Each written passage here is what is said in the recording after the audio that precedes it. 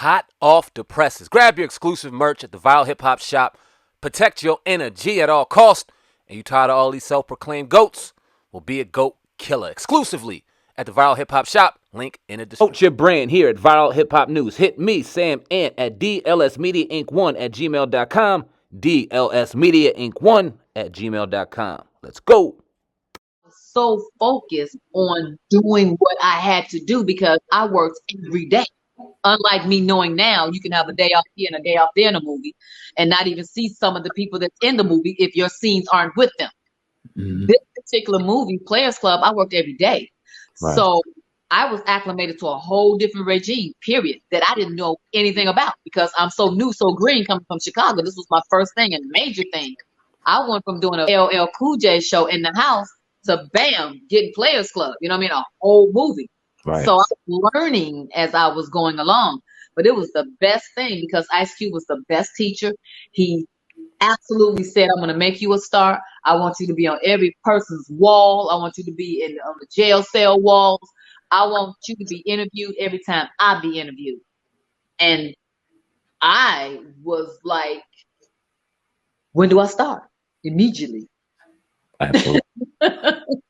kind of getting off topic real quick because you talked about Ice Cube, and something we like to do here on the podcast is talk about things typically not talked about in your mainstream media. We like to take it there, and that's what our people appreciate us for.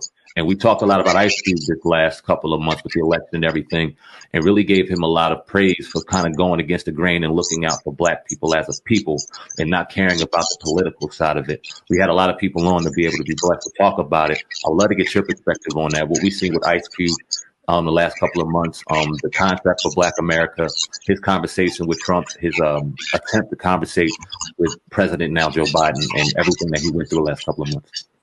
Yeah, I'm glad you asked that question because obviously I've been a friend of Q's for a very long time and a fan. But I knew that he was destined for some type of position to be able to use his platform for something other than NWA and breaking off and being a rapper and a director as well. I felt that in him because when I was doing Players Club, I saw the most professional person, husband, businessman, director. I didn't see the rapper. I didn't see what everybody else was telling me about. That he was going to have a posse and they were going to be disrespectful and they was going to grow up. None of that. So I already saw that in him. We interviewed Ice Cube. And when I say we, I do a talk show called Cocktails with Queens on Fox Soul. And we had Ice Cube there. And Vivica is very political. And Claudia Jordan is very opinionated. And the conversation got a little, I don't want to say heated, but it got a little passionate, you know, and Q kept saying, hey, I'm not going to argue with you. I'm just stating, you know, what I feel, you know. And so I was kind of quiet, you know, and we were talking about his agreement that he had with Trump and why he went to go speak with him. And like he said, and I understood, he said, well, hey, I'm just a facilitator. I'm able to bring this forth and happen to allow some lights to be shined on it for people to be able to see it. But make no mistake about it, I need others to help me. So maybe this bill would be written the way it is, and I need some women to come and help me to make it what you guys want it to be. But it kind of got convoluted a little bit in that interview. And a lot of people walked away not understanding what he was saying and what they were saying as well. And the girls had said to me, well, Lisa Raye, you know, you didn't really say too much. And it's like, well, let me be clear that I won't be saying a lot when it comes to Ice Cube because Ice Cube started my career. So I know where my loyalty lies. That's dope. Yeah. You know what I'm saying? So it was not that he was saying something that I didn't agree with. It was just me listening with a whole different intent to see how I can help facilitate. Because that's what it's about. You always want to condemn the one person that brings it to us and not know all the other people that took place to be able to make it happen. And if you want to talk about it, then be about it. If you want to talk about it, then step up and say, well, you know what? I'd like to be able to be instrumental in helping you then. Because that's what I said. That's what I want to do. And so, you know, I look forward to Ice Cube being able to bring this agreement to Biden's people and see if they can hear him out and see if we can help cultivate something for us black folks so we can unite and become better than where the heck we are now, because Trump ain't did nothing but unveiled all this racism to us, and we had no idea that it was right.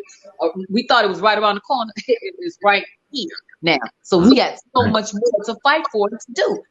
And hey, they did it back in the 60s, but who are them now? Who are those now? Yeah. Who is to be the voice now that we're really going to believe, that we're really going to follow, that's really going to achieve? Who is that? It may not be one person. It may take collectively a whole bunch and a whole lot of us. Well, are we ready to be able to stand in that truth and to be able to fight for that? Because we can all talk about it. So I'm growing in a place for me to even be able to meet a man like Ice Cube and shake his hand and say, I want to welcome you and I want you to welcome me so we can work on this together so we can welcome others. So my hats off to Ice Cube. Yeah, now someone else that you work with that came in the same vein of Ice Cube, Tupac. Are you surprised that, you know, he is who he is now? Because you met him at a very young point in his career. Are you surprised, you know, that he is revered like he is now? After that? Yeah, because I wasn't a fan of his then like I am now. I don't think that I listen to his music the same way that I listen to it now that I listen to it then. You know, back then it was more about just the beat and the rhythm, you know what I mean? Mm-hmm. And the swag he had, you know what I mean? I didn't know he was so prolific with his words and so above and beyond his time, you know what I mean? Well, he was talking about the things he was talking about because, you know, coming from the hood, being gangster, being all of that can be looked upon like, oh, you don't know too much. And your drive come from a whole total different place than ours come from. You can't relate all of that. But we still need a voice of reason, whether it's in the street, whether it's in the Capitol, or whether it's in your backyard. We still need those people. So I think he would have really been a good revolutionary person that would have been able to ride with the T.I.'s and what's T.I.'s guy named that's in Atlanta? Killer Mike. Oh yeah. You know what I'm saying? I believe they could have helped Reverend Al Sharpton. You know what I mean? Because we need the old school to merge with the new school. You know what I mean? We got people's ears like your show.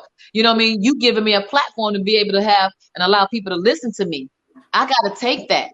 And you know, we can shoot the breeze and talk that shit all we want to, but when it really gets, you know, when it really gets serious, you got to be able to rise to the occasion and be able to say, I know what I'm talking about, but when I don't know what I'm talking about, then I need to be educated. And I'm great at that. I do it all the time. In the middle of my show, I'm like, what does that word mean? I ain't never heard that word before. What does that phrase mean? What are you talking about? Period. You know what I'm saying? I need to say that because guess what? It may be some other folks out there that's thinking the same damn thing. Like when I tell you, when I first got my tax bill, I used to see on there fire department and the public park, and I used to go, "What I'm paying taxes for that for? I ain't never had no fire. What I got to do this for?" I had no idea where the tax money was going.